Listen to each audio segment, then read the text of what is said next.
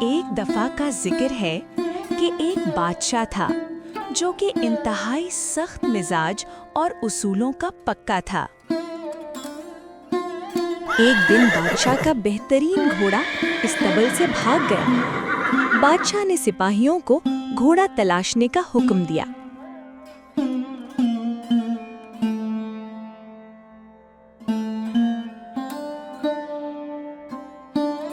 سپاہی گھوڑے کو تلاشتے کرتے جنگل میں پہنچ گئے۔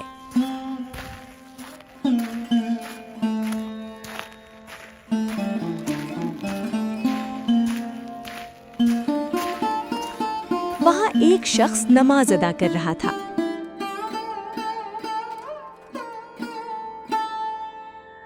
لیکن سپاہیوں کو معلوم نہ ہو سکا کہ وہ نماز پڑھ رہا ہے۔ انہوں نے اس سے پوچھا، کیا تم نے یہاں جنگل میں کوئی گھوڑا دیکھا ہے؟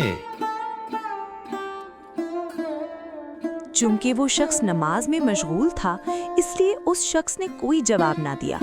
انہوں نے کچھ دیر رک کر پھر سوال کیا۔ دوبارہ دوسری جانب سے مکمل خاموشی۔ سپاہیوں نے جھنجھلا کر تیسری مرتبہ پھر پوچھنے کا ارادہ کیا ہی تھا کہ اس شخص نے دائیں جانب سلام پھیرا۔ سپاہی یہ سمجھے ہمیں اشارے سے بتا رہا ہے کہ اس جانب دیکھ لو۔ وہ دائیں جانب گئے تو گھوڑا مل گیا۔ سپاہی خوش ہو گئے اور انہوں نے اپنی طرف سے اندازہ لگایا کہ یہ شخص کوئی پہنچا ہوا بزرگ ہے جس نے بغیر دیکھے اپنی کرامت سے ہمیں بتایا کہ گھوڑا جنگل میں دائیں جانب گیا ہے۔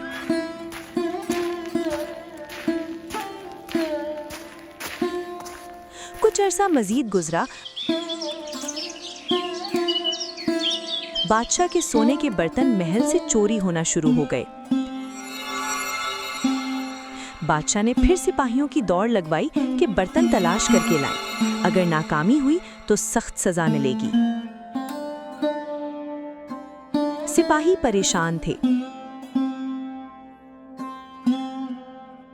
اچانک ایک سپاہی کو جنگل والا آدمی یاد آ گیا جس نے گھوڑا ڈھونڈنے میں مدد کی تھی۔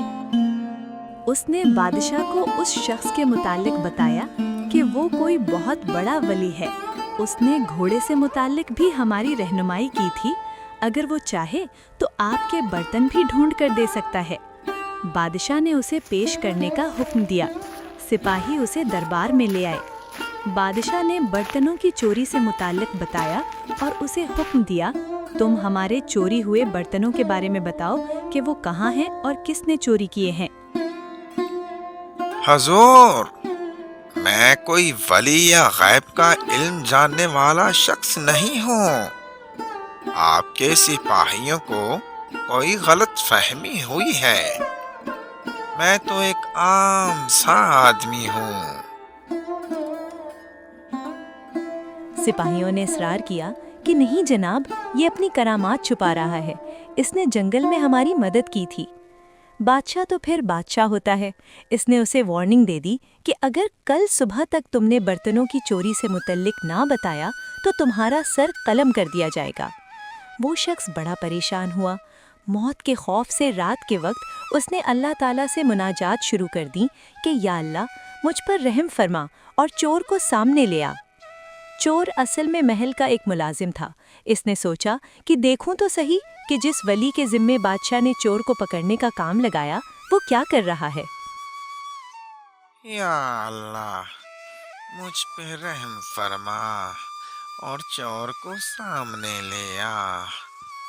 اس نے دیکھا کہ ولی صاحب اللہ تعالیٰ سے مناجات کر رہے ہیں۔ اس کے دل میں ڈر پیدا ہو گیا کہ یہ شخص مناجات کے ذریعے چور کا پتہ نہ لگا لے۔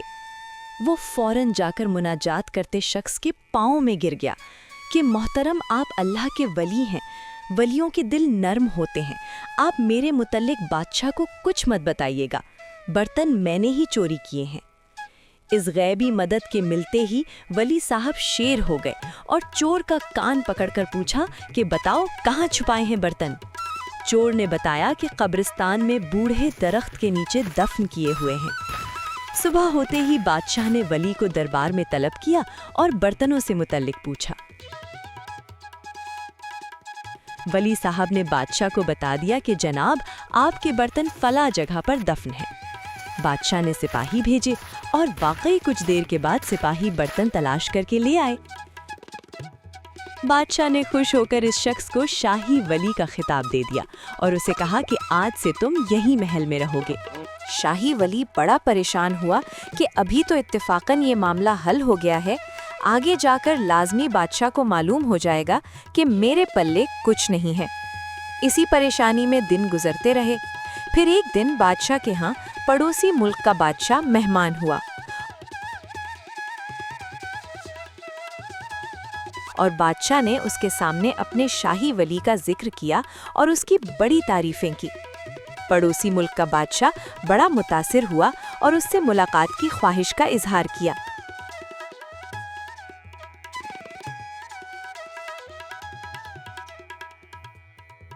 बादशाह ने शाही वली को तलब कर लिया। पड़ोसी मुल्क के बादशाह ने टहलते हुए शाही वली से बतौर इम्तिहान पूछा कि अभी थोड़ी देर पहले हमने क्या चीज पी है। शाही वली साहब बड़े परेशान हुए कि आज तो काम से गए, हाथ पांव ठंडे हो गए और दिल ही दिल में खुदा को याद करना शुरू कर दिया।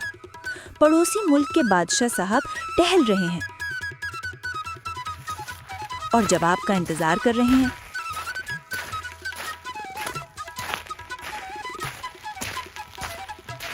अचानक शाही वली साहब ने देखा कि टहलते टहलते पड़ोसी मुल्क के बादशाह का पांव सुलगते हुए सिगार पर पड़ने लगा है।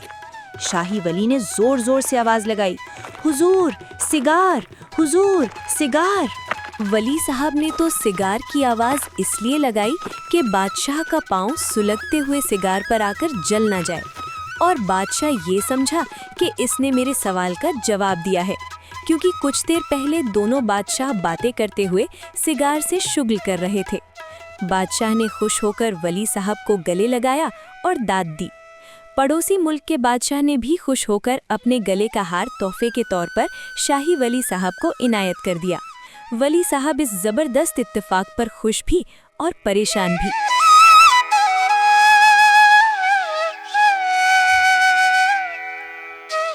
परेशानी इस बात की कि आज तो बच गए, आइंदा पता नहीं किस तरह के इम्तिहान का सामना करना पड़े।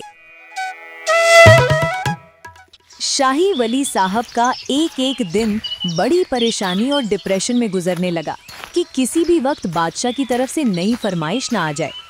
इसी डिप्रेशन में एक दिन उसने फैसला किया कि मैं बादशाह को भरे दरबार में थप्पड़ मारता हूँ, या तो बादशाह इस बदतमीजी पर मुझे फौरन कत्ल करने का हुक्म दे देगा और ये रोज रोज मरने से बेहतर है, या मुझे अपने दरबार से निकाल देगा। वली साहब गए और जाकर बादशाह को भरे दरबार में थप्पड़ रसीद कर दिया। बादशाह का ताज सर से उतरकर दूर जा पड़ा। बादशाह और दरबारी हैरान कि ये क्या हुआ।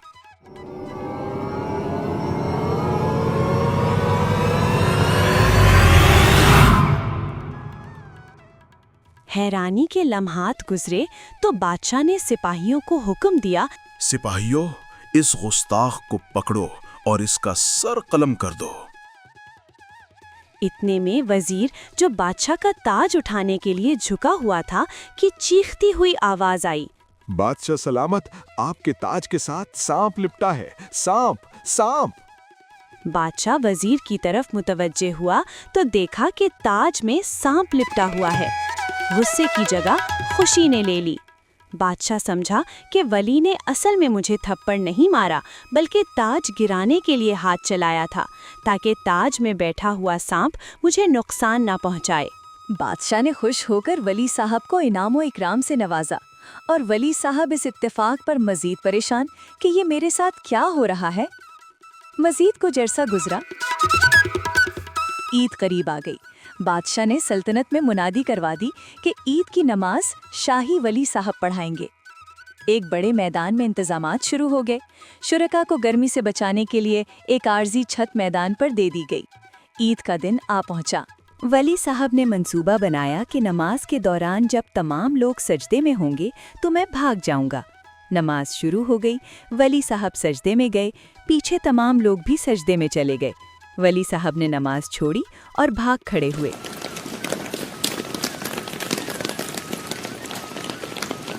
लोगों को सजदे में काफी देर गुजर गई।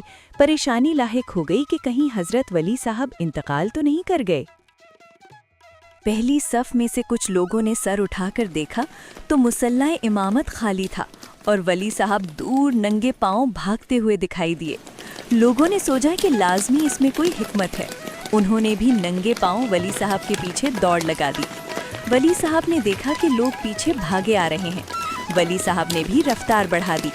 जैसे ही लोग ईदगाह से बाहर निकले तो ईदगाह पर आरजी छत जो डाली गई थी वो धड़ाम की आवाज़ के साथ ज़मीन पर आ गिरी। लोगों ने सोचा कि हजरत साहब को पहले से छत गिरने का इल्म हो गया था, इसीलिए वो नमाज तोड़कर भाग खड़े हुए और उनके पीछे भागने से हमारी भी जान बच गई। कुछ ही देर में लोग वली साहब तक पहुंच गए और उनको कंधों पर उठा लिया।